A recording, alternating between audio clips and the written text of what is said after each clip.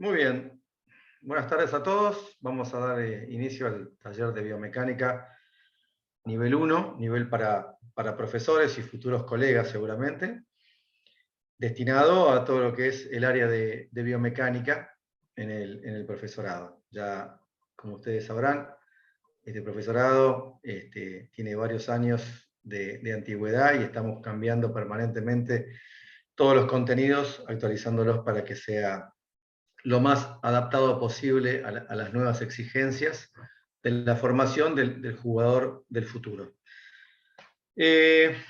Vamos a dar comienzo a la temática. Mi nombre es Claudio Bastaldi, soy licenciado en alto rendimiento deportivo, soy profesor de tenis, entrenador nacional de tenis y tengo un título de ITF nivel 3. Así que cualquier inconveniente, obviamente, después a través del chat, los diferentes tutores de las distintas sedes podrán acercar las preguntas necesarias.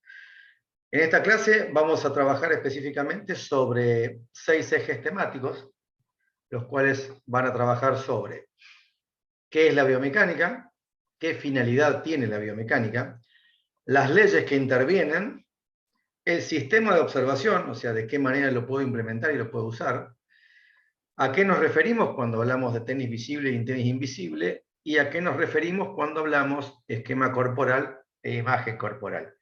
Todos estos sistemas y todos estos ejes son extremadamente importantes para ustedes, ya que al momento de estar adelante de alumnos en una clase, como muchos de ustedes ya lo estarán haciendo, surgen dudas y la biomecánica lo que hace es aportar justamente a este sistema holístico de diferentes aspectos para que ustedes puedan tener la posibilidad de ser los mejores al momento de dar una explicación o al momento de hacer una progresión de trabajo que sea mucho más eficiente.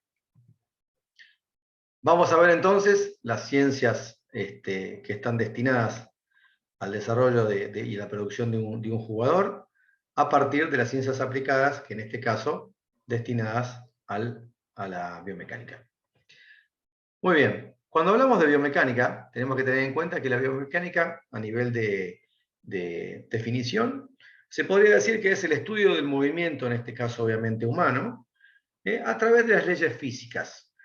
Entonces, no solamente interviene la biomecánica para describir una situación, sino que se plantea hacerla desde el punto de vista de cómo se debe interpretar a través de las ciencias. ¿Para qué sirve, en definitiva, entonces la biomecánica? Bueno, una persona que tenga una biomecánica adaptada y que sea una biomecánica que le permita potenciarse en todos sus aspectos, al menos estaría trabajando o estaría definiéndose en función de 4 pilares fundamentales. El primero es la idea de incrementar la potencia. Todos tenemos la idea siempre de poder dar la máxima activación a nuestro cuerpo para que dé una respuesta de la mejor manera posible. Esto está muy bien. Pero también al mismo tiempo tenemos que tener la idea de maximizar la carga que ejercemos. O sea, no solamente quiere decir que yo voy a incrementar mi fuerza, sino que también al mismo tiempo tengo que tener la capacidad de poderla aumentar en una forma exponencial importante. Otro de los puntos fundamentales, a nuestro punto de vista, es que nos permita esa biomecánica adaptada a lo que vendría a ser retrasar la fatiga muscular. Esa fatiga muscular nos va a permitir a nosotros perdurar en el tiempo y ser mucho más eficientes a la hora de poder jugar. Y por otro lado, una de las que yo considero más importante, y no solamente aplica para aquellos jugadores que son etapa formativa o etapa de competición, sí que es el hecho de minimizar el riesgo de lesión. ¿Qué significa esto? La capacidad de poder adaptar una técnica determinada según las características de cada uno de los jugadores y por ende, si hacemos todo esto con el soporte de la biomecánica sumado a las distintas ciencias que aplican, tenemos una gran posibilidad de al menos evitar de que las lesiones más importantes aparezcan en el jugador y reducirlas en un porcentaje muy interesante.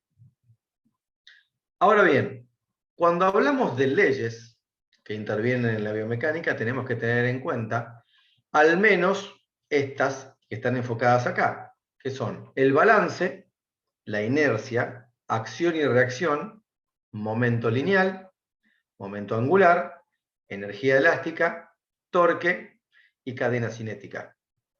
Todas ellas las vamos a ver ahora, no solamente desde el punto de vista del concepto duro, sino que también vamos a representarlas en algunos videos, como para que a ustedes les quede mucho más claro en qué se basa esta descripción que vamos a hacer desde el punto de vista más duro. Pero es importante tener en cuenta los conocimientos para que podamos tener el instrumento, que es la biomecánica, referido a lo que pasa en la cancha y poderlos identificar rápidamente. Ahora bien, cuando hablamos de balance, tenemos que tener en cuenta que el balance se logra cuando todas las fuerzas que intervienen en el cuerpo humano, ya sea fuerzas para desbalancearlo, para balancearlo, para moverlos para un lado, para el otro, para equilibrar, para trasladarse, para rotar, para saltar, para aterrizar, cuando todas esas fuerzas se equilibran, quiere decir que cuando se suman entre ellas, el resultado es igual a cero, o sea, todas las fuerzas positivas y las fuerzas negativas, el resultado da igual a cero, se dice que un cuerpo está balanceado.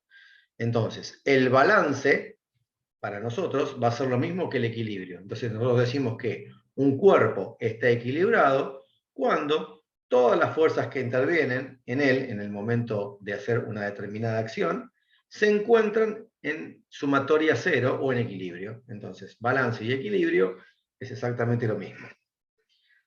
¿Qué tenemos que tener en cuenta? Por un lado, el balance dinámico y por otro lado, el balance estático. ¿Cuál es la diferencia entre ambos? En realidad, el balance estático propiamente dicho no existe. ¿Qué significa esto? Que el cuerpo humano, por más que a simple vista parezca que no se está moviendo, internamente lo está haciendo y el músculo está dando algunas respuestas, pero digamos que en general se denomina balance dinámico cuando el cuerpo hace algún ejercicio de locomoción, o sea, se está moviendo hacia un lado o hacia el otro, y balance estático cuando el cuerpo no se desplaza, pero van a ver ustedes que al mismo tiempo sí, parte del cuerpo está trabajando para poder generar ese balance. Y esto lo vamos a ver a través de dos ejemplos para que ustedes vean específicamente cómo es un balance. En esta primera acción vemos a un jugador haciendo una serie de ejercicios arriba de la cinta mecánica a una velocidad determinada que también puede ser variable, y lo que se busca es moverse de diferentes maneras, muchas de ellas son inherentes al tenis, otras no tanto, en donde el jugador busca no solamente resolver una situación, sino que al mismo tiempo busca balancearse. Entonces, se está moviendo, se está balanceando y lo está haciendo de la mejor manera posible para que el cuerpo logre no solamente el objetivo de poderse trasladar de un lado al otro en diferentes situaciones, sino al mismo tiempo haciéndolo de una manera eficiente. Ahora bien, cuando hablamos de balance estático, acá están viendo otro ejemplo, van a ver que si bien el jugador a nivel del tren inferior no se desplaza, el resto del cuerpo, o sea, la pierna que está en suspensión más los brazos, están buscando un equilibrio y una respuesta motora a esa agresión que está sufriendo permanentemente el cuerpo para mantener el equilibrio. Entonces, tanto en un caso como en el otro, como decíamos hace un rato, el cuerpo siempre está balanceándose y siempre está buscando una determinada funcionalidad que le permita llegar de la mejor manera posible a esa situación que la hemos llamado. Puede ser el desplazarse a pegar un golpe, el estar parado en un lugar y hacer un determinado gesto, el recuperar luego un determinado gesto, en hacer una técnica de step, de split. Entonces, el cuerpo está permanentemente combinando aquellas estructuras que requieren un balance estático o un balance dinámico.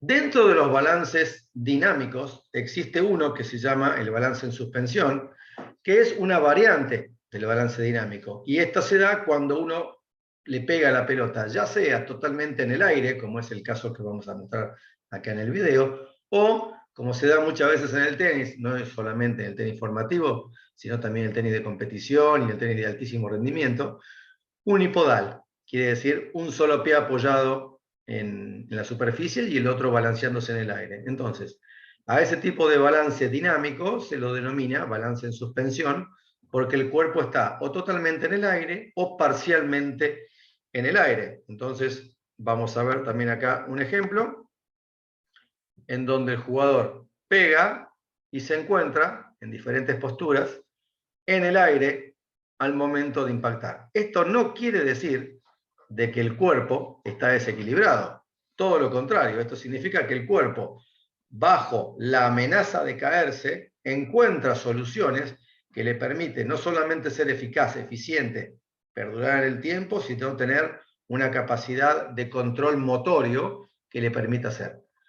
Los chicos, en edades tempranas, trabajan permanentemente en distintos juegos inventados por ellos o actividades que hacemos nosotros, en situación de balance permanentemente, en donde son, digamos, las posturas agredidas en forma voluntaria o involuntaria, en todo tipo de juego, buscando de que el organismo se estabilice o se balance, o esté balanceado. Así que el balance en suspensión, ya sea con las dos piernas en el aire o con alguna apoyada solamente, se da en forma permanente en nuestro deporte. Otro de los temas importantes es lo que se denomina la inercia. La inercia, desde el punto de vista de lo que es una definición concreta, se dice que es la capacidad o tendencia que tiene el cuerpo a permanecer en el estado que estaba, ya sea en reposo absoluto o en movimiento uniforme, que el movimiento uniforme puede ser rectilíneo o puede ser circular. O sea, un movimiento que está girando permanentemente tiende a quedarse girando. Un movimiento que va en línea recta tiende a quedarse en línea recta. El cuerpo humano es exactamente lo mismo. Yo en este momento estoy sentado y obviamente que el cuerpo va a querer seguir estando sentado. Si yo me quiero parar rápidamente o moverme, tengo que ejercer algún tipo de fuerza que me permita romper esa inercia. Entonces, el cuerpo humano siempre está trabajando contra la inercia. En el tenis obviamente pasa lo mismo. Miremos este ejemplo en donde ustedes van a ver de qué manera trabaja la inercia, tanto estática, o sea, cuando el cuerpo está totalmente detenido, y cómo trabaja también las fuerzas para poder cambiar, ya sea una dirección, ya sea un movimiento, o sea, en tenis tenemos aquellos movimientos que van en dirección de la pelota, y tenemos también esos movimientos que van en contra de la dirección de la pelota. En función de esos, la inercia cambia permanentemente, o sea, inercia estática, luego tenemos una inercia de movimiento, que como bien dijimos hace un rato, puede ser lineal o puede ser circular, luego hay otra inercia que es estática, y después hay un cambio de dirección, en donde el cuerpo también se tiene que adaptar a esta nueva situación. Entonces, básicamente lo vamos a resumir en este video. Estática cuando se frena, ahora empieza un movimiento, hay una dinámica, se termina de golpear, estática de nuevo, y nuevamente el reinicio del movimiento hasta que se vuelve a poner estático de nuevo y se vuelve a pegar una siguiente pelota, y así se van construyendo los puntos en función de la cantidad de golpes que tengo que hacer.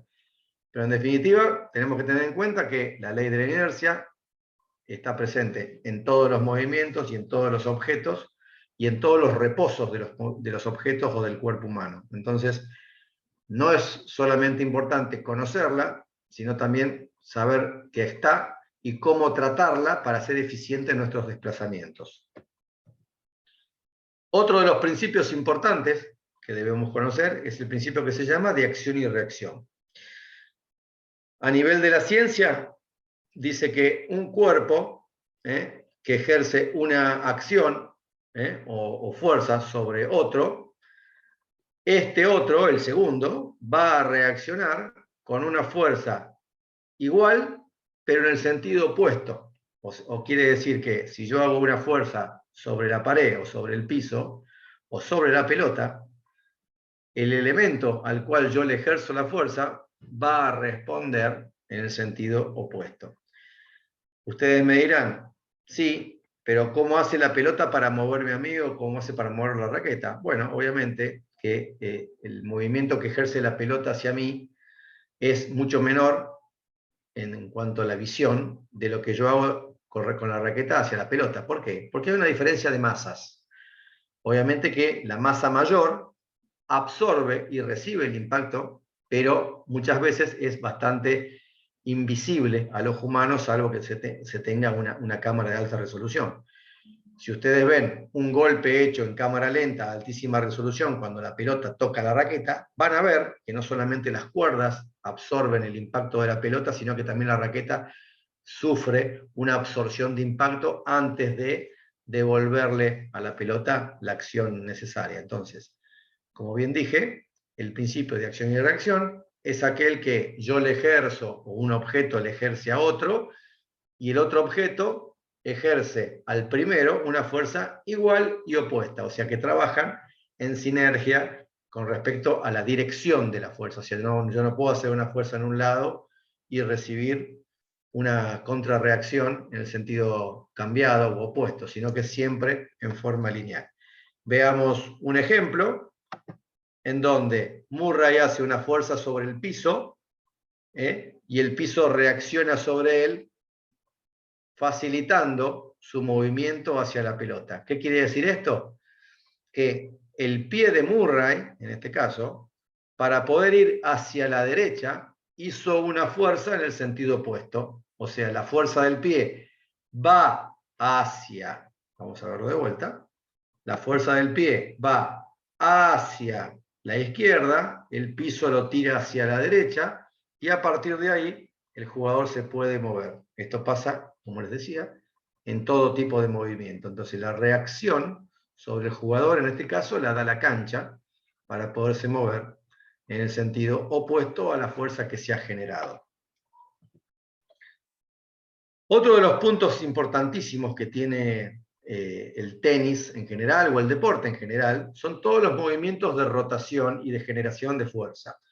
La fuerza se genera básicamente por vectores que están relacionados a lo que es la misma dirección en donde yo tengo que hacer la fuerza. Estamos hablando de deportes que manejan elementos como el tenis, ¿no?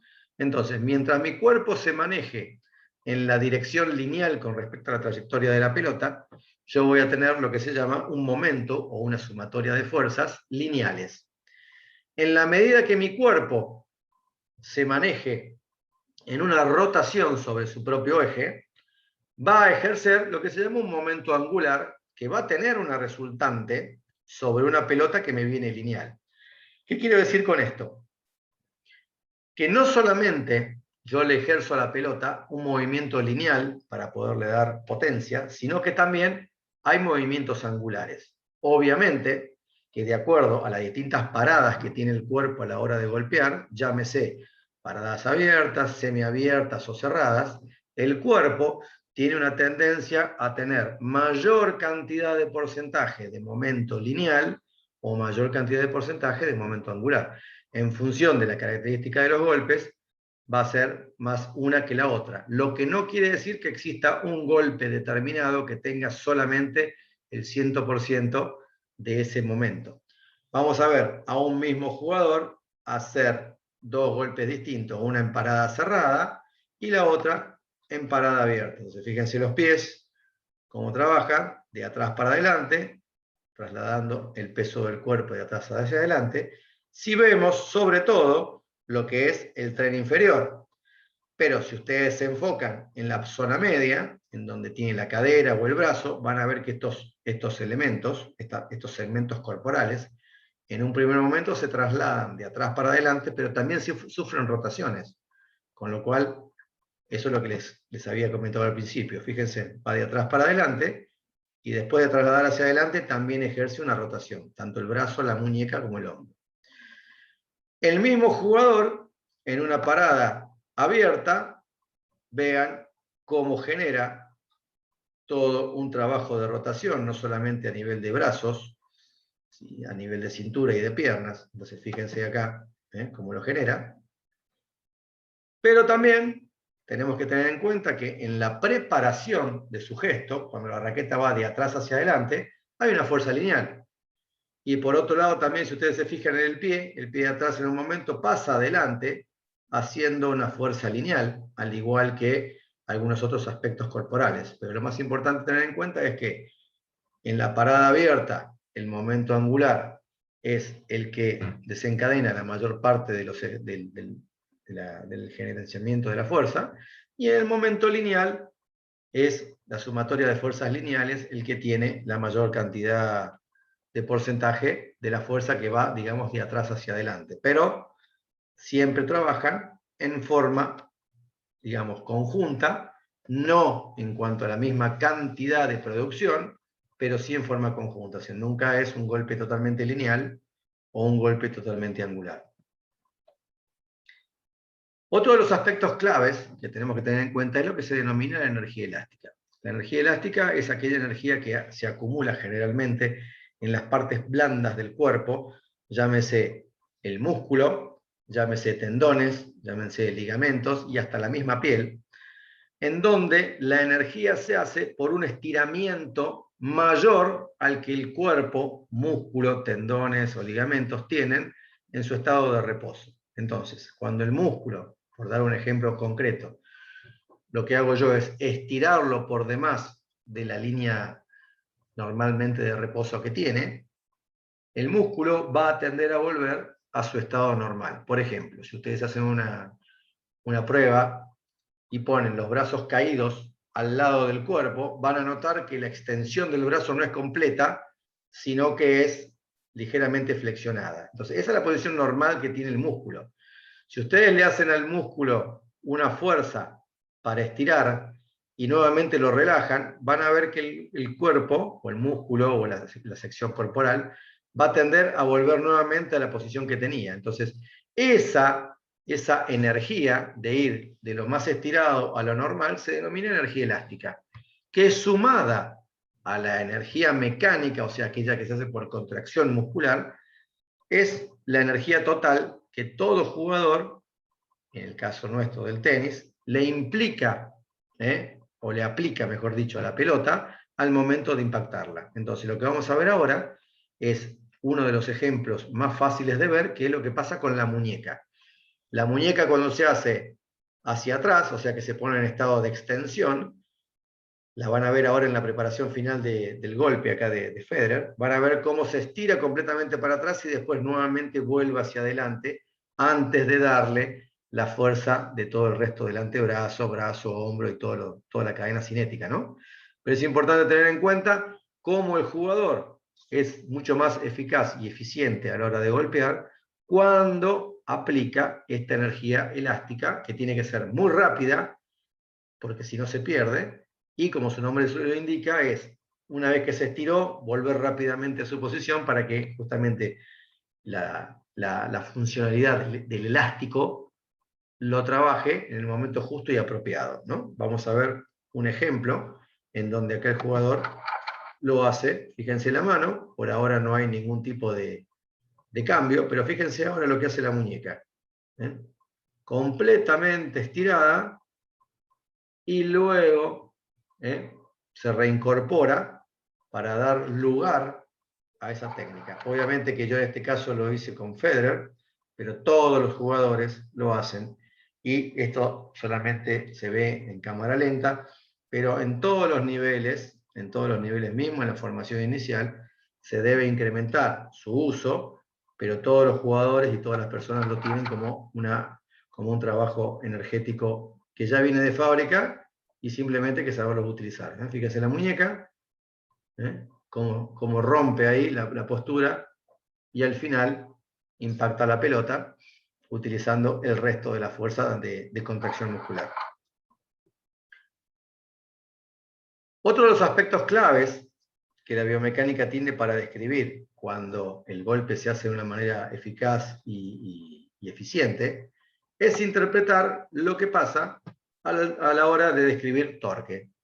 El torque es la sumatoria de fuerzas que se dan por lo general en la zona media, digamos que es la zona, digamos, por excelencia más fácil de entender, obviamente que se hacen también en otras cadenas musculares del cuerpo, pero sobre todo en la zona media se puede ver muy bien cuando el jugador torsiona su cuerpo para un lado y las piernas están hacia el otro. Entonces, ese movimiento de torsión, de rotación, hace que el cuerpo, cuando la libera, pueda implementar mayor cantidad de fuerza. Es como si ustedes imaginaran un resorte al cual no solamente se lo puede comprimir, sino que también se lo puede torcer hacia los costados.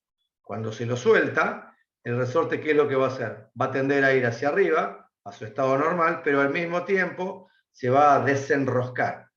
El torque es básicamente eso, es acumulación de fuerza por torsión, y por lo general va pasando de una articulación a la otra, o de grandes grupos musculares al otro, como es el caso en este caso, lo que pasa a través de la cintura del jugador. Fíjense la foto 1, como la posición del cuerpo o la remera, acá fíjense que esta línea tendría que ser recta en la remera, y está totalmente torcida. ¿Por qué? Porque el cuerpo tiene una rotación de 90 grados con respecto a las piernas.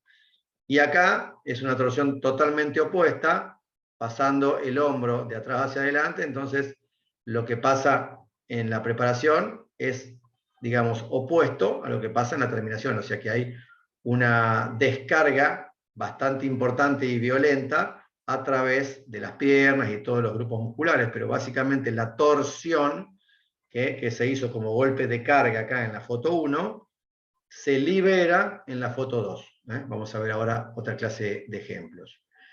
El torque no solamente se da, como veíamos hace un rato, en lo que vendría a ser un golpe de derecha, se dan en todos los golpes. Otro de los golpes predilectos para ver cómo trabaja el torque es el saque. El saque tiene una rotación también a nivel de zona media muy importante, que se genera a partir de las piernas, y van generando esa fuerza de abajo hacia arriba, que no solamente hace que el cuerpo suba, sino que va a hacer que el cuerpo se adelante ligeramente, cargue todo el peso del cuerpo y salga hacia arriba con una rotación. Con una rotación.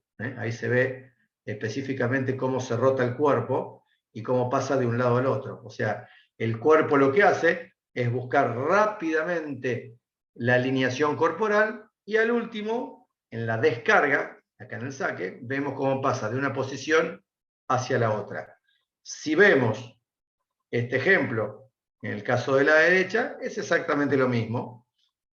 Vemos una primera posición de perfil y vamos viendo cómo se va desencadenando de abajo hacia arriba hasta que la cadera rota por completo y por último termina el tema del brazo. Entonces se alinea el impacto, pero esta cadera, que en su primer momento estaba en una posición de, digamos, perpendicular a la línea de fondo de cancha, la vemos en este momento que está totalmente pasada hacia adelante. Lo voy a pasar de vuelta para que vean dónde está la cadera. Acá la cadera está atrás, perpendicular a la línea, y en el momento que va a pegar, se mete hacia adelante, impacta y luego descarga hacia adelante. Entonces acá vemos todo el trabajo de torsión. Fíjense la remera también, cómo se arruga, producto de la desaceleración y de la amplitud que tiene la descarga del movimiento. O sea, este hombro ha hecho al menos 180 grados entre la preparación y la terminación del gesto.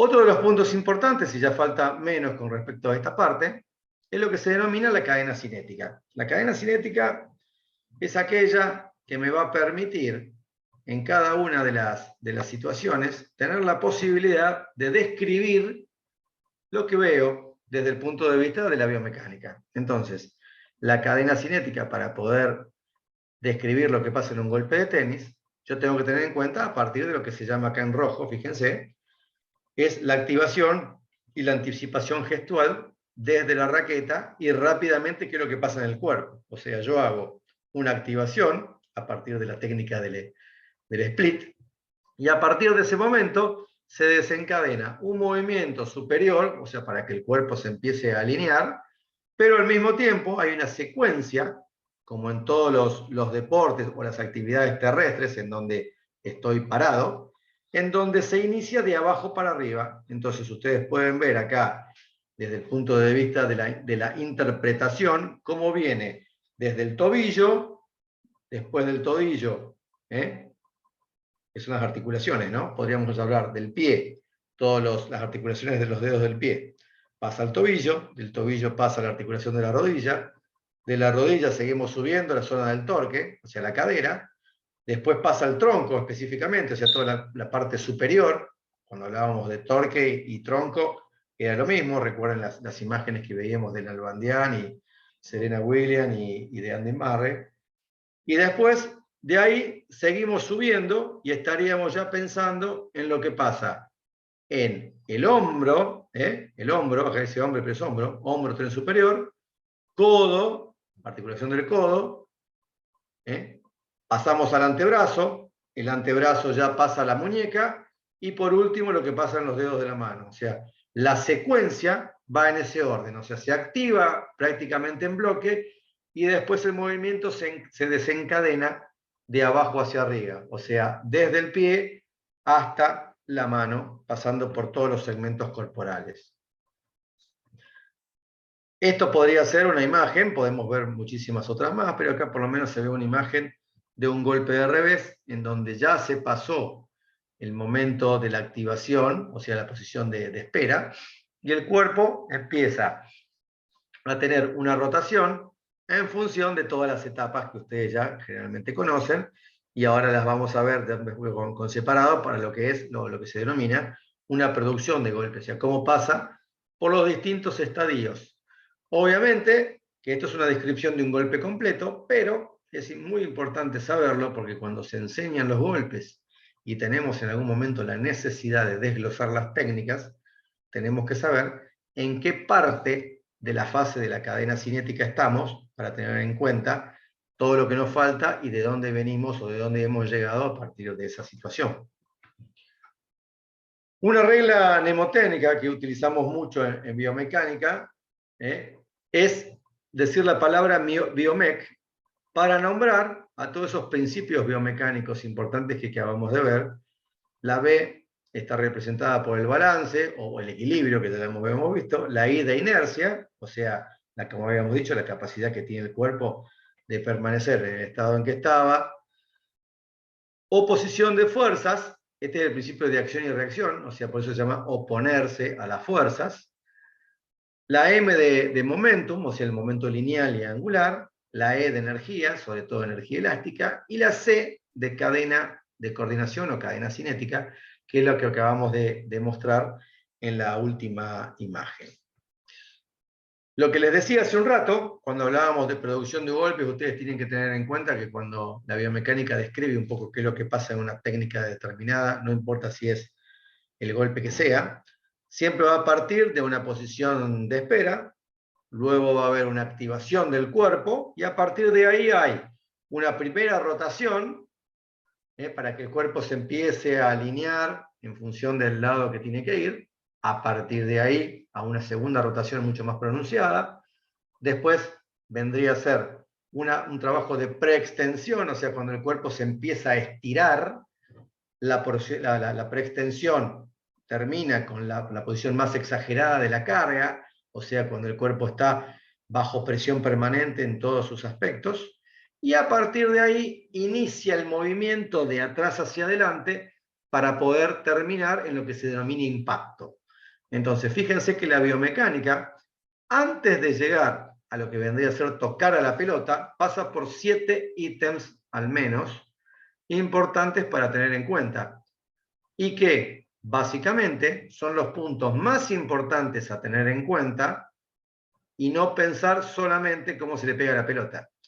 Con esto quiero decir que el pegarle a la pelota bien, mal o regular, o estamos observando para mejorar una técnica determinada, en principio se debe a todo el desarrollo que yo tengo que hacer para saber si esos 7 ítems primero se hicieron en tiempo y forma correctamente.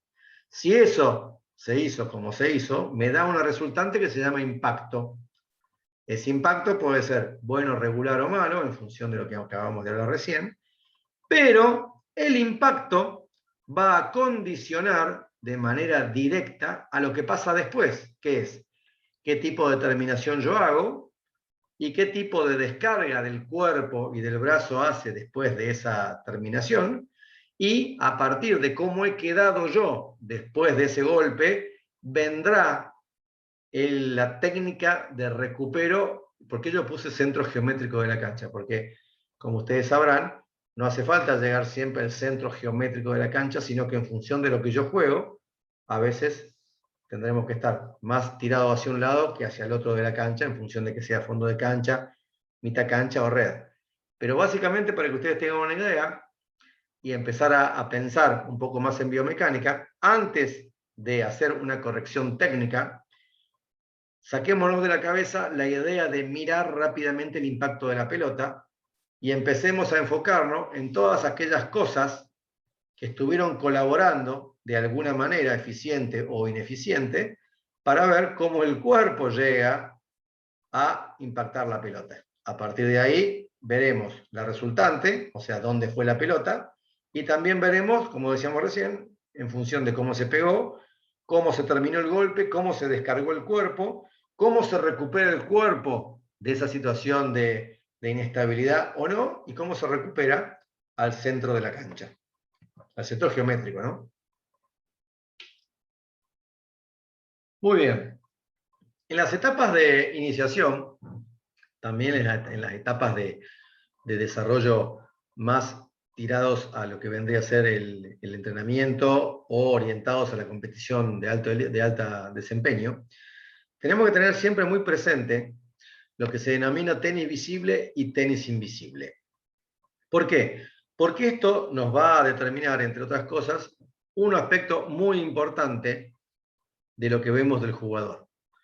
Cuando hablamos de tenis visible, como dice ahí la lámina, habla sobre que, digamos, es lo que veo yo del jugador. O sea, el tenis visible es lindo tenerlo, o sea, algunos tendrán una técnica más parecida a un jugador que a otro, y también, obviamente, que es el estilo propio de cada uno de los jugadores, porque todos somos seres irrepetibles e únicos, perdón, y eso significa que cada uno de nosotros, por más que querramos imitar en ciertos aspectos a un jugador o a otro, la realidad es que no hay dos jugadores que jueguen exactamente igual.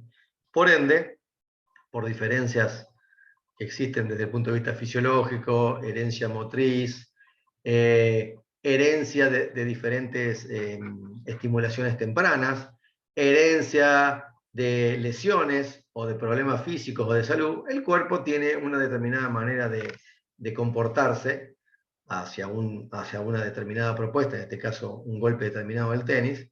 Por eso decimos que el modelo es personal de cada uno de los jugadores. Ahora bien, eso es con respecto a lo que yo veo del jugador, pero también tenemos la otra etapa, que es la que es un poco más inherente, a la cual es el desafío un poco de este taller, que es ver qué es lo que pasa dentro del jugador desde el punto de vista biomecánico para poder interpretar por qué el jugador pega como pega. O sea, una cosa es que yo interprete, bueno, está bien, este jugador le gusta tal o cual jugador o jugadora, y en función de eso busca imitarlo y hace lo que hace. Entonces, la biomecánica me va a permitir, y va a hacer que el jugador también la tenga, que sea factible o no que su técnica personal, única y repetible, sea cada vez más eficiente. O sea que es necesario tener una buena biomecánica adaptada a cada uno de los casos, pero también teniendo ese modelo científico adaptado al jugador. O sea, ¿qué quiere decir esto? Yo voy a hacer un análisis del jugador, pero basándome en los principios de la biomecánica. ¿Para qué? Para que no quede solamente en una apreciación empírica o solamente desde el punto de vista de la experiencia de cada uno de nosotros, sino que tenemos que tener el sustento de las ciencias que aporten también a la experiencia que tenemos como jugador, exjugador, o años de profesorado, o años de cursos de capacitación. Entonces, todo eso hace de que yo tenga una información mucho más objetiva a la hora de evaluar un determinado jugador, ¿no? Entonces, para llevarlo a un ejemplo de la vida cotidiana, lo que es el tenis visible y el tenis invisible es como decir, yo veo un auto y ¿qué veo como tenis visible? Y bueno, como tenis visible veré toda la parte de la carrocería, todo lo que se ve de afuera. Digamos, el color del auto, el modelo del auto, si es más deportivo, si es más alto, más bajo, todo eso lo veo. ¿Qué tipo de gomas tiene? todas las características que yo más o menos puedo imaginarme de verlo. Pero si yo quiero, tengo que buscar, digamos, el porqué de ese auto tiene tal o cual característica a la hora de conducirlo, tengo que empezar a ver el interior. Tengo que empezar a ver, bueno, cómo son las ruedas, el motor, la transmisión, el amortiguador, en fin, una serie de elementos de autos que generan esa finalidad. Entonces, en el tenis pasa lo mismo. Yo no solamente veo el contexto de la técnica del jugador que lo está haciendo, sino que al mismo tiempo me tengo que poner a ver específicamente por qué lo hace de determinada manera y qué puedo mejorar para que lo haga mejor en función de lo que es el jugador, como decíamos hace un rato, una unidad biopsicoespiritual, por así llamarla, única e irrepetible. O sea, tengo esto y a partir de eso lo tengo que forjar, tengo que tratar de dar lo mejor desde mi conocimiento para potenciar su tenis, ¿no? Entonces, básicamente, en dos ejemplos, veríamos, en este caso, lo que vendría a ser, por ejemplo, una movilidad de un impacto, en donde yo primero lo veo pegar. Ahora, si lo empiezo a ver un poco más detenidamente, me podría imaginar algunos vectores, algunos puntos de observación, en el momento de impacto, algunos ángulos que me permitan a mí poder decir, che, este jugador hace tal o cual cosa gracias a que se mueve así, así, así. O sea que básicamente todo lo que es la parte externa del jugador pasaría en algún momento del análisis a ver esto.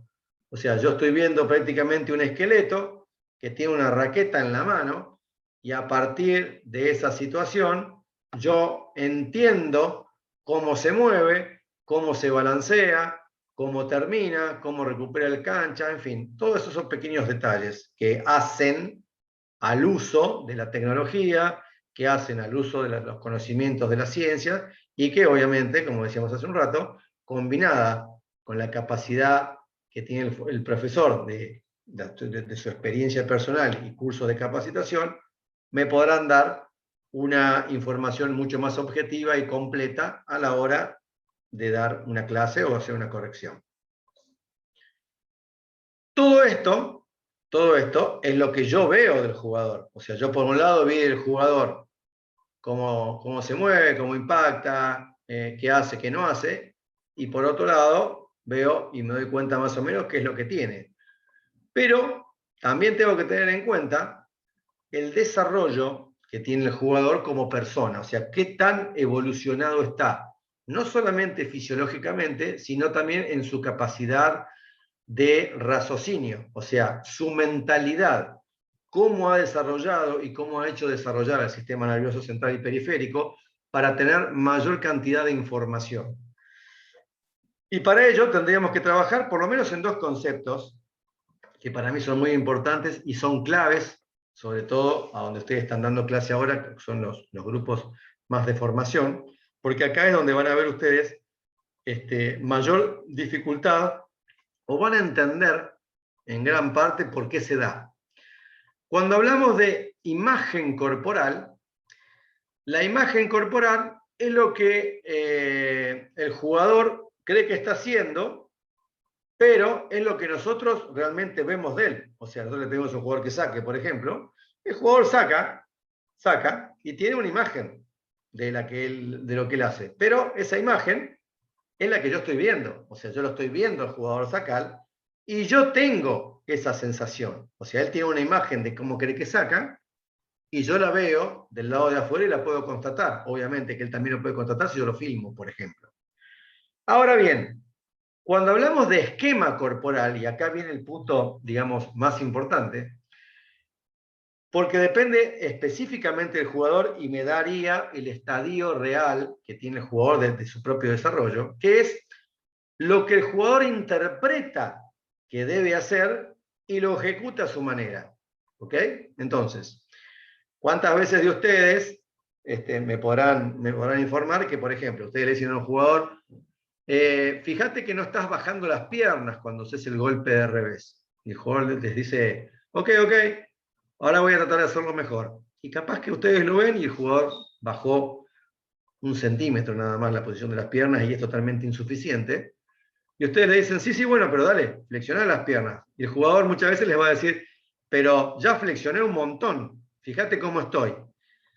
Entonces, ¿qué pasa? El jugador tiene una idea, una imagen de su estructura que no condice con la realidad. O sea, su imagen de lo que está haciendo no es objetiva y real con lo que realmente está mostrando. Entonces, su esquema corporal o su esquema de gesto no está adaptado en función de lo que él hace. Entonces, hay una diferencia importante entre lo que es dominar el cuerpo y tener conciencia de ese dominio y mostrarlo haciendo realmente lo que es. Obviamente, aquellos trabajos de estimulación temprana, en el caso de los profesores que, insisto, tienen que ser los mejores en cada una de las áreas, trabajan con los más chicos y en edades de formación básica.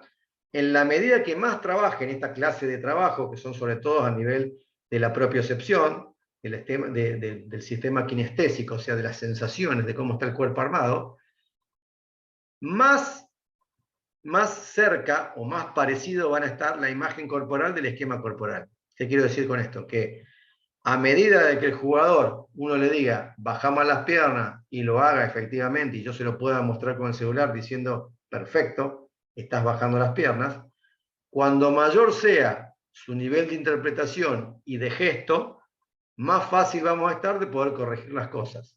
En la medida de que el jugador tenga una interpretación a la cual nosotros creemos que es muy insuficiente, tendrán un grado de inmadurez del sistema nervioso central y periférico que tendrán que trabajar, como decíamos hace un rato, con la estimulación temprana en diferentes juegos, en diferentes actividades, en diferentes sistemas, pero sobre todo el kinestésico, para hacer entender al jugador lo que está haciendo y hacerle entender hacia dónde queremos que vaya. Y eso es un proceso que requiere un tiempo importante, pero como les decía hace un rato, es uno de los procesos que inicialmente nos permiten saber el por qué un jugador logra hacer una corrección rápidamente y otros no. Esto es uno de los temas por los cuales el jugador muchas veces no lo logra hacer. Entonces, si vamos a un ejemplo de una foto, van a ver que la imagen corporal es lo que nosotros vemos cuando estamos viendo, por ejemplo, acá está un saque, ¿no? Es lo que nosotros vemos al momento que el jugador hace.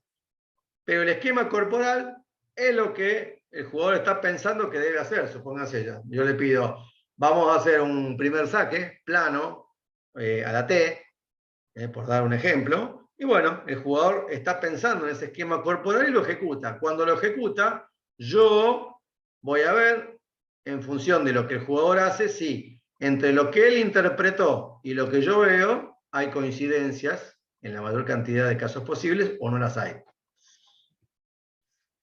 Ahora bien, resumiendo un poco esta etapa, y ya falta poco, profes, podemos decir que las leyes físicas se aplican a todos los jugadores. O sea, no hay forma que ningún jugador escape a eso, ¿no es cierto?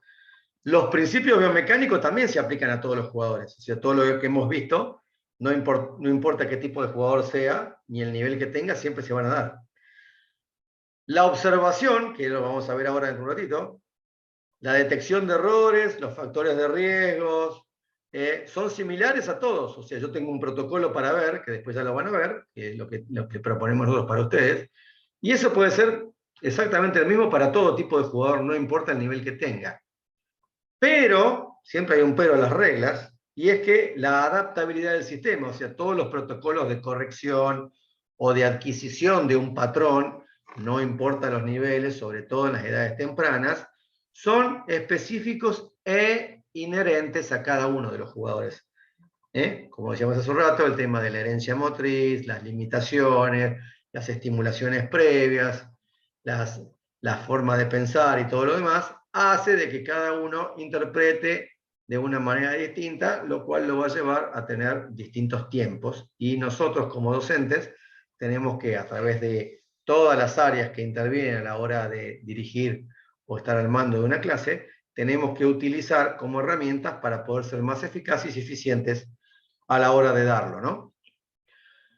Hace un rato hablamos del sistema de observación. Yo hace muchos años que lo implemento y lo he puesto en práctica y lo he hecho evolucionar con el correr de los años. Y es una forma de observar a un jugador en la medida que va aprendiendo o se le imparte una corrección determinada a partir de una técnica de base que el jugador tiene. Y habla de que estos 3 ítems son muy importantes tenerlos en cuenta. Primeramente, cuando se observa a alguien hacer un gesto, tendríamos que mirar siempre de abajo para arriba. O sea, lo primero que miro son las piernas, después miraré qué hace con el tren superior, y siempre tengo que ir de las grandes articulaciones a las pequeñas. A partir de que yo interpreto esto, ya tengo un orden para mirar y no me disperso, no pierdo el tema. Entonces, estas técnicas se pueden utilizar de la siguiente manera. Obviamente, no importando el nivel que tenga cada uno de los jugadores, salvo que sea totalmente inicial el jugador y que no pueda hacer nada, con lo cual utilizamos la biomecánica del sistema de observación para ir evaluando y testeando el proceso. Pero si no, de acuerdo al nivel que tenga, yo tengo que tratar de verlo al jugador en la forma de peloteo. Entonces lo hago pelotear en condiciones normales para el jugador, ya sea una cancha adaptada de play and stay, hasta una cancha normal, adaptada con las raquetas, pelotas necesarias, hasta aquellas que son normales para un juego normal. Entonces, lo ideal es verlo pelotear. Obviamente que a partir de ciertos niveles, lo más importante es verlo competir, para saber qué es lo que hace o no. Pero digamos que a nivel de corrección de gesto, es muy importante verlo al jugador pelotear, ya sea con un compañero que juegue en las mismas condiciones que él, o un poquito más, cosa de que tenga cierta regularidad el peloteo. A partir de ahí, empezamos a observar al jugador desde todos los ángulos posibles. O sea, no solamente me quedo mirándolo de atrás o de un costado, sino que también lo veo jugar de frente, lo veo jugar en diagonal, en diferentes posiciones, para darme cuenta un poco qué es lo que está haciendo. Y a partir de ahí, seleccionaré, que esto es siempre muy importante, un golpe determinado. O sea, está bueno mirar al jugador en general cómo juega, y a partir de ahí tratemos de seleccionar un golpe que querramos potenciar, o puede venir como un pedido del jugador. Ya tenemos el golpe seleccionado y a partir de ese momento trabajamos sobre eso, ¿no? Una vez que tenemos el golpe seleccionado, tenemos que empezar a registrar todo lo que vemos. Entonces, ¿qué es lo que hacemos? Por un lado, anotamos en una libreta o en un cuaderno todas las cosas que nos llamen la atención. Absolutamente todas. Todas, todas, todas, todas, todas. Al mismo tiempo, también lo que tenemos que hacer es filmarlo al jugador, porque muchas cosas son las que yo veo en el momento, con el ojo ahí en su momento, las voy anotando, y después voy a corroborar cuando veo la filmación a ver qué es lo que el jugador hace o no. Insisto, esto no importa el nivel que tenga el jugador, sino que se adapta para todos. Una vez que yo he hecho esto del jugador, empieza lo que es más difícil a nivel de conocimiento, que es tratar de jerarquizar los errores, desde el que yo considero más importante hasta el que yo considero menos importante. Entonces, en función de eso, empiezo a jerarquizar error 1, 2, 3, 4, los que haya observado. A partir de eso, tengo que empezar a tener en cuenta, dentro de lo que es la cadena cinética, a dónde está ubicado ese error. Si está en la activación, en la primera rotación, la segunda, en la fase de carga o de preextensión, de movimiento hacia la pelota, el contacto mismo.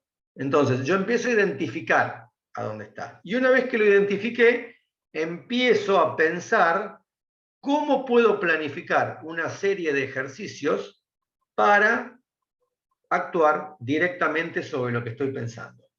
Ahora bien, una vez que yo más o menos diseñé eso, lo que tengo que hacer es armar un protocolo o un proyectado de cantidad de clases, porque obviamente en una clase a veces tengo 3 o 4 o 5 jugadores distintos y tengo que tratar de hacerlo en cada uno de ellos, ¿no?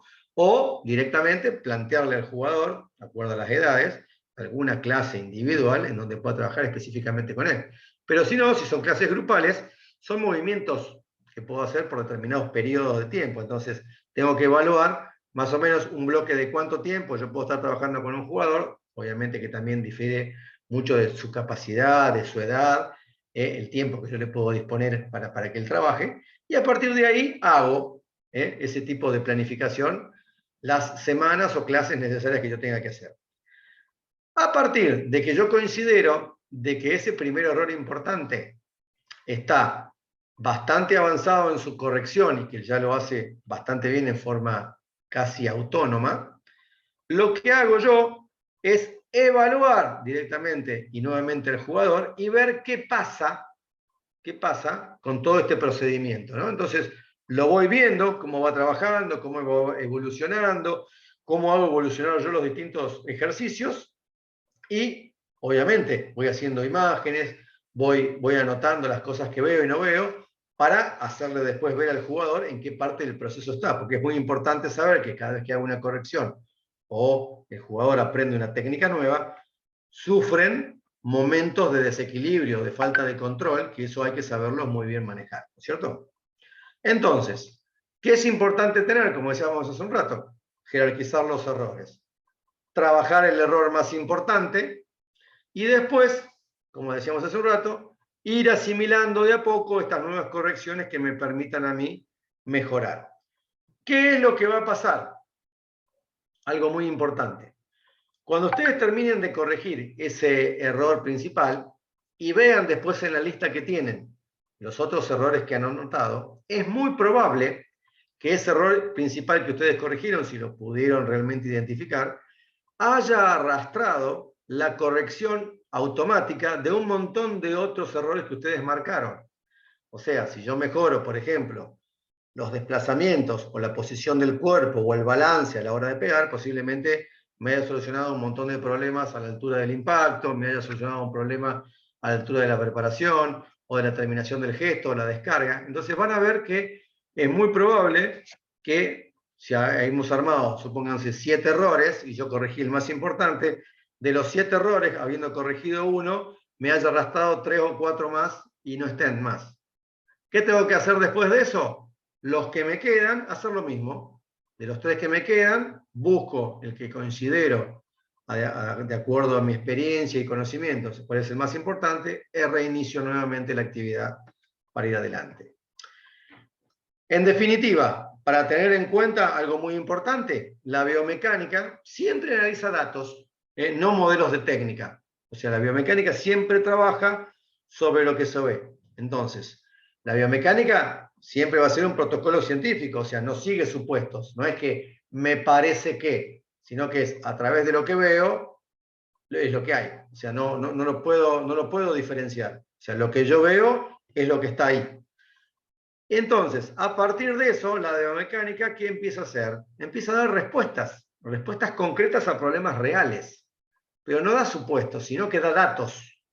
Entonces, si da datos y describe una situación desde el punto de vista de la ciencia, no puede dar conjeturas. Las conjeturas las tienen que hacer ustedes después. O sea, acá está toda la descripción de lo que hace y de lo que no hace en función de todas las cosas que hemos visto hasta ahora. Y en función de eso tendré que tomar yo una decisión para saber en qué manera lo trabajo. Pero la biomecánica, insisto, es una herramienta que sumada a la técnica, a la táctica, a la preparación física, a la preparación mental, trabajan en el sistema del método integral para potenciar el desarrollo de cada uno de los jugadores.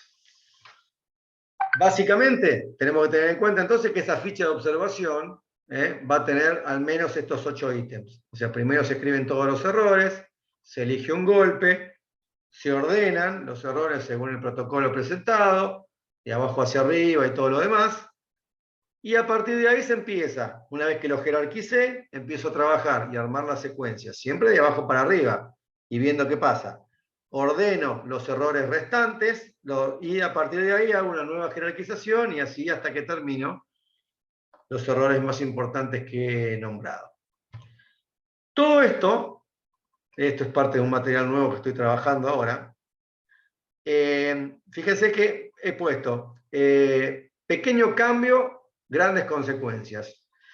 Esto es un error bastante común que tenemos la mayoría de los profesores y entrenadores, que todos los hemos hecho en algún momento de nuestras vidas, que es tratar de hablar mucho y tratar de proponer soluciones sin pensar básicamente qué es lo que genera cada vez que hablamos sobre un jugador. Entonces este gráfico, que parece bastante complicado, en cual el producto inicial que se llama consigna, que está en el medio, a su vez genera todo este sistema de desencadenamiento de cosas. O sea, una vez que yo abro la boca para dar un determinado consejo, que es una consigna, esa consigna trabaja directa o indirectamente, no importa que si es una consigna que fue más técnica que táctica, que biomecánica, no importa, pero esa consigna trabaja al mismo tiempo en los aspectos técnicos, tácticos, físicos, biomecánicos, mentales y de salud, al menos. Y encima, todas estas áreas interactúan entre sí para tratar de interpretar esta nueva propuesta. Entonces, fíjense ustedes, el proceso de aprendizaje o el proceso de desprenderse de un gesto para poder adquirir otro es extremadamente complejo. Entonces, esta imagen es muy importante que ustedes la vean y la tengan muy, muy presente, porque cada vez que uno abre la boca, genera al menos todo este lío que les acabo de mostrar. Entonces, este caos que genera en la persona el tratar de aprender una técnica nueva o el tratar de corregir algo, nos está diciendo de que, por un lado, si tenemos que formar, que es justamente la finalidad de ustedes, se haga de la mejor manera posible, tratando de que el jugador transite por estas situaciones de inestabilidad de la mejor manera posible y que sea una consecuencia o una correlatividad una de la otra y no que tenga que hacer grandes cambios en periodos en donde no debería ser. Así que lo importante de esto es pensar 1, 2, 3, 4, 5 veces antes de abrir la boca. Entonces, fíjense lo que dice acá. No solo es necesario saber cómo funciona el cuerpo humano, sino también cómo interactúa en la producción de diferentes secuencias motoras. O sea, no solamente es importante saber lo que yo tengo que enseñarle al jugador, sino que tengo que tener en cuenta cómo se desencadenan los distintos aspectos mentales, psicológicos, técnicos, tácticos, físicos, biomecánicos y toda la secuencia motora que ustedes conocen, antes de hacer una propuesta. Por eso que la propuesta tiene que ser muy, muy buena, ¿no?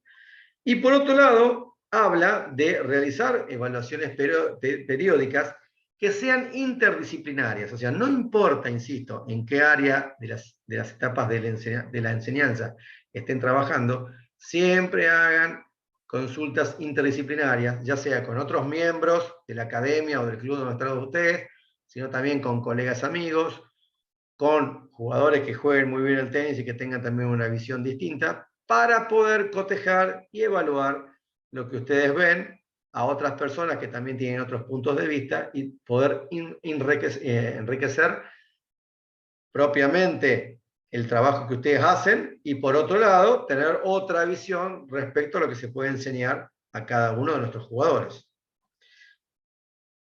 Todo esto, desde la Asociación Argentina de Tenis, el profesorado nuestro, los plantea y los mete a ustedes en esta etapa de crecimiento, ¿no? Esta vendría a ser lo que vendría a ser una especie de camino, en un área importante, una ruta, que esto obviamente el profesorado nuestro después de hace muchos años, les puedo decir, que está a un nivel muy, muy alto, nos mete en una autopista en donde se viaja a una velocidad interesante y hay que estar atento a todo.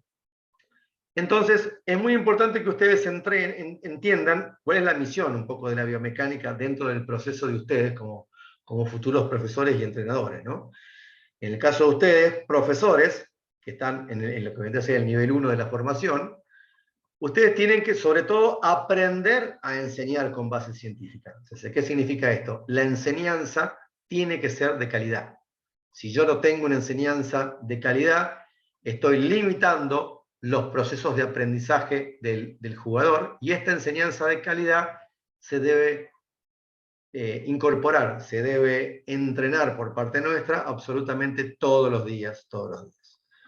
Si sabemos enseñar y sabemos aprender, seguramente después el día de mañana, aquellos que se dediquen más a la parte de entrenamiento, podrán aprender otras cosas, como es acá el nivel 2, que significa aprender a corregir y a potenciar.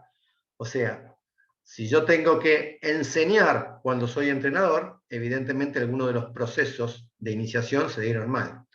Entonces, la futura generación de profesores, ustedes, tienen que ser mucho mejor que nosotros, en todos los aspectos. Hoy en día el profesor básico, el entrenador básico, debe conocer mucho de todo y luego ser especialista en alguna área y en alguna determinada ciencia, pero debe conocer mucho de todo y estar muy actualizado.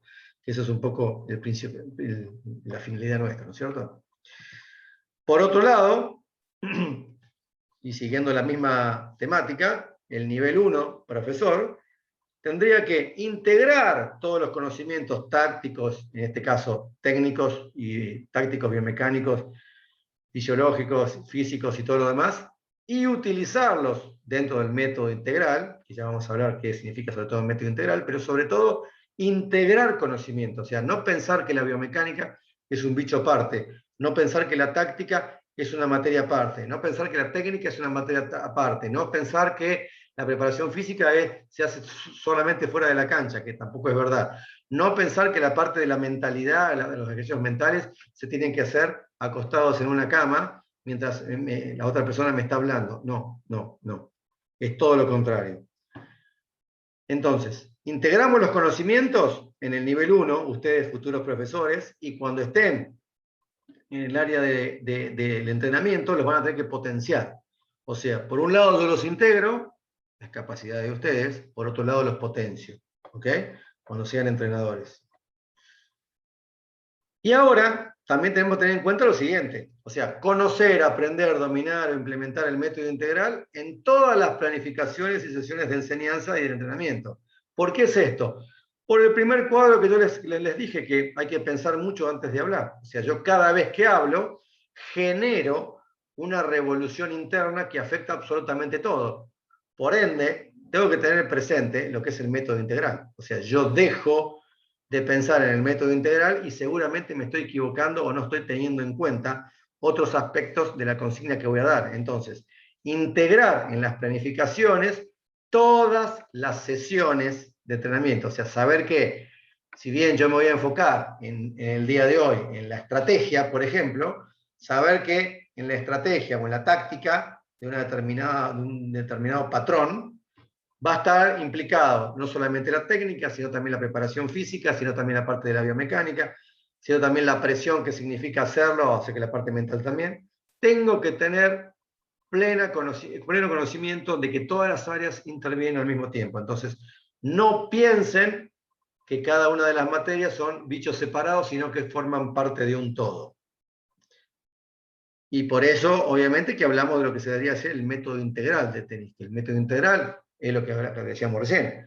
Es el método que combina la técnica, la táctica, la biomecánica, la preparación física, la psicología, en todos los procesos, ya sea de formación, lo que ustedes están haciendo ahora, o los de entrenamiento que van a hacer ustedes el día de mañana, en el futuro jugador de tenis. O sea, el jugador de tenis no importa el proceso de formación que tenga, que es siempre constante y continuo, ustedes tienen que tener presente que el método integral los va a acompañar durante toda la vida, por ende van a tener que aprender a trabajar en equipo permanentemente. Veamos algunos ejemplos de método integral, como para que tengan ustedes de acuerdo en las etapas de iniciación. Por ejemplo, sesiones de estaciones. Trabajo con banda elástica, en etapas obviamente que decíamos recién de iniciación. Esa puede ser una de las estaciones, acá está mostrada con un solo jugador.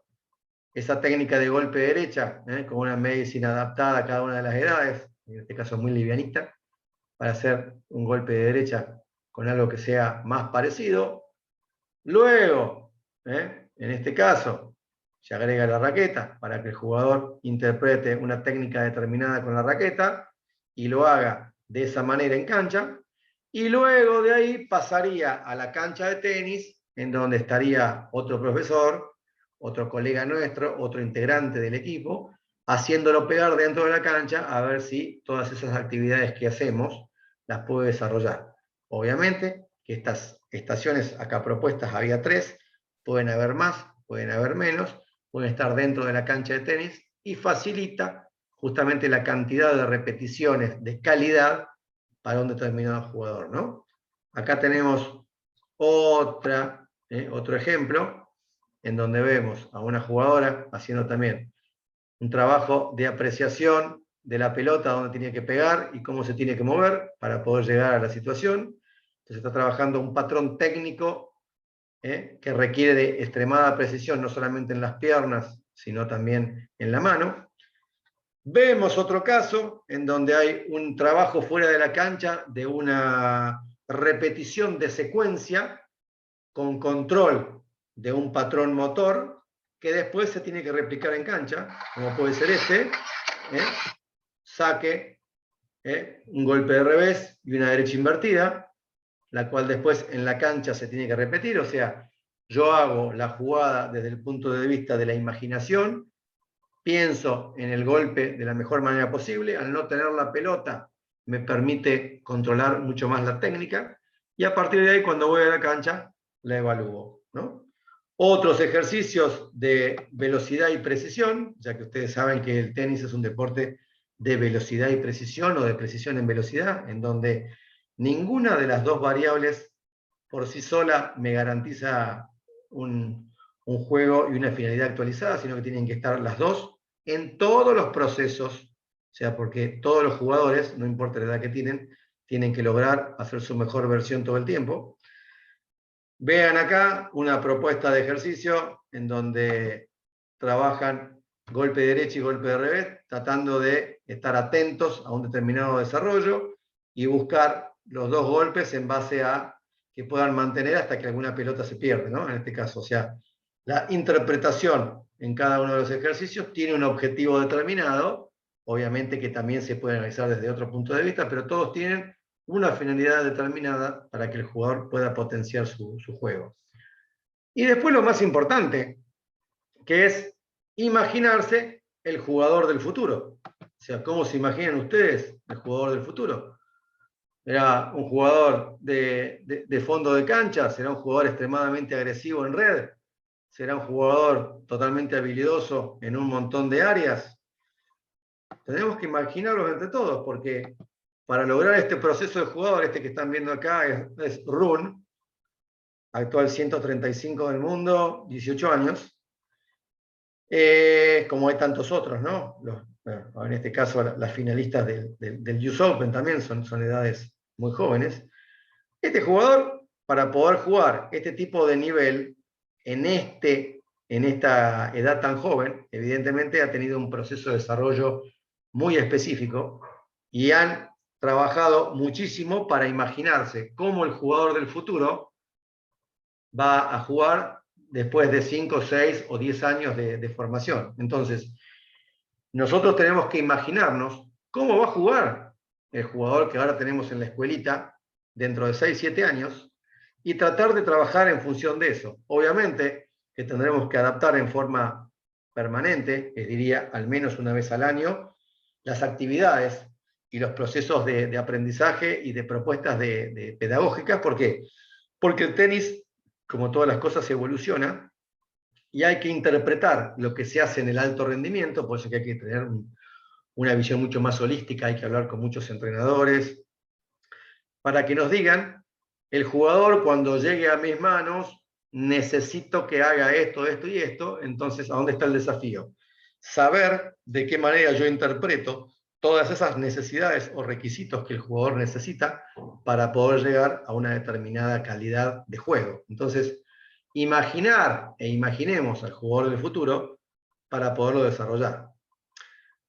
Esta clase es grabada, obviamente, pero seguramente, y la idea de esta presentación es que ustedes tengan muchas dudas y muchas preguntas para que las puedan desarrollar y pensar en función de lo que ustedes pretenden o piensen que está pasando en la cancha. A partir de ahora tienen un montón de herramientas como para que las puedan utilizar y ver qué pasa, porque en definitiva, recetas no hay muchas dudas permanentemente. Yo tengo más de 35 años de formación continua y varios títulos en la espalda y estoy siempre lleno de dudas. Y tengo la suerte de poder contar con muchos tutores, con mis amigos y muchos profesores que yo considero referentes y permanentemente hago autoanálisis de las cosas que estoy haciendo y pido opiniones.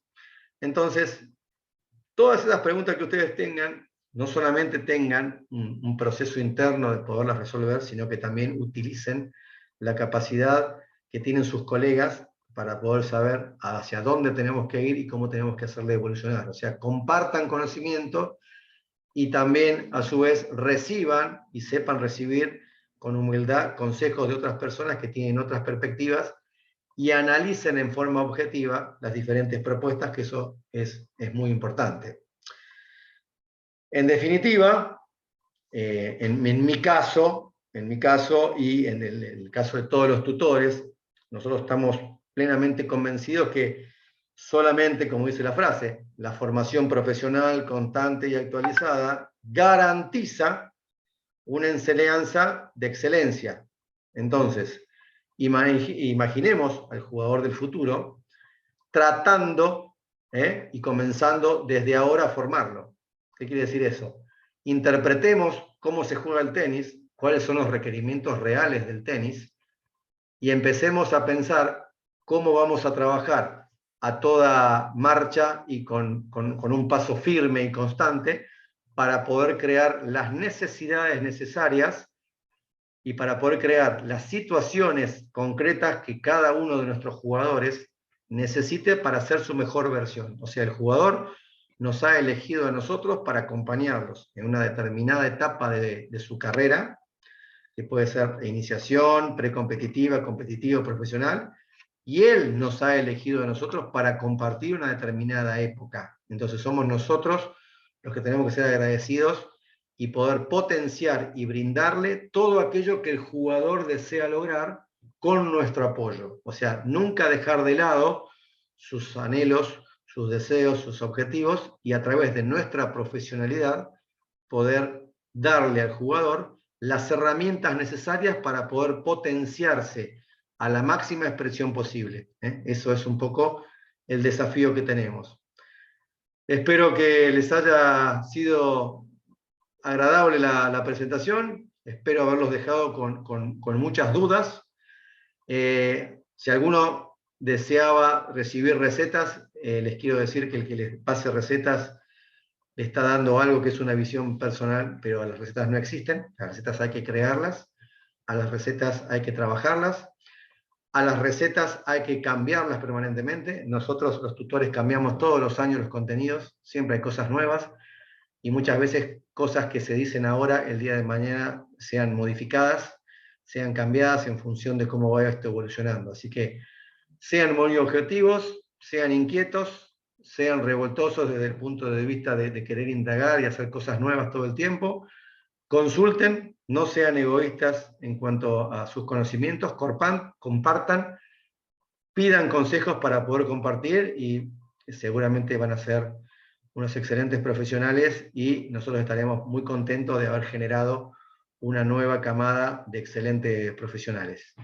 Les mando a todos un fuerte abrazo y espero verlos más adelante en el curso de nivel 2 como entrenadores. Muchas gracias.